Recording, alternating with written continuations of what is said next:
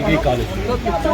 Madam वहाँ पे 5-6 लड़के उनको छोड़ दिए। मैडम सुबह से आप प्रोटेस्ट पे थी, लगातार हम बात करने की कोशिश कर रहे हैं, मैडम महबूबा मुफ्ती बात नहीं कर रही है क्योंकि हम वो सवालात पूछना चाहते थे जो लोगों के सवालात हैं, क्योंकि बहुत सारे पोलिंग स्टेशंस पे हम मौजूद थे। तो जिस तरह से वोटिंग टर्नआउट इस वक्त हो रहा है, कहीं ना कहीं अनंतनाग राजौरी पार्लियामेंट नशस्त पे लग रहा है कि बारामूला का रिकॉर्ड जो है अनंतनाग राजौरी तोड़ने जा रहे हैं। मगर जहां हमने सवाल करने की कोशिश की वहां उन्होंने जवाब देने से बिल्कुल मना किया, क्योंकि सुबह से ही हम लगातार हम आपको बता रहे हैं कि अनंतनाग राजौरी पार्लियामेंट नशस्त जो है अच्छी तरह से वोटिंग हो रही है, सिक्योरिटी फोर्सेस के कड़े इंतजामात है। मगर जब पीडीपी सदर मैडम महबूबा मुफ्ती से सवाल करने की कोशिश की, बिल्कुल इन्होंने जो है जवाब नहीं दिया। इसके साथ साथ अगर हम अनंतनाग राजौरी की बात करेंगे, अभी जो हमारे पास अपडेट है 25% वोट जो है वो टर्नआउट हो चुका है।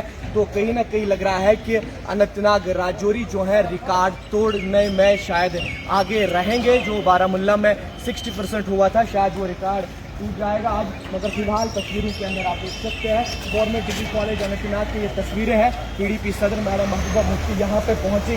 जब टाइपराइटर से हमने सवाल पूछने की कोशिश की, उन्होंने सवाल का जवाब नहीं दिया, क्योंकि हमारा सवाल वही था जब उन्होंने सुबह कहा था कि वोटिंग में डिले प्रोसेस हो रही है। मगर जो अपडेट इस वक्त हमारे पास है 27% वोट टर्नआउट हो चुका है, जवाब नहीं दिया है।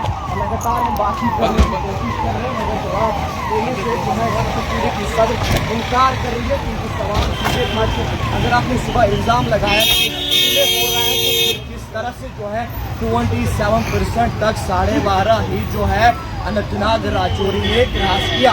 मजीद क्या निकल कर आएगा वो भी आप तक पहुँचाएंगे। आप देखते रहे द टाइम है।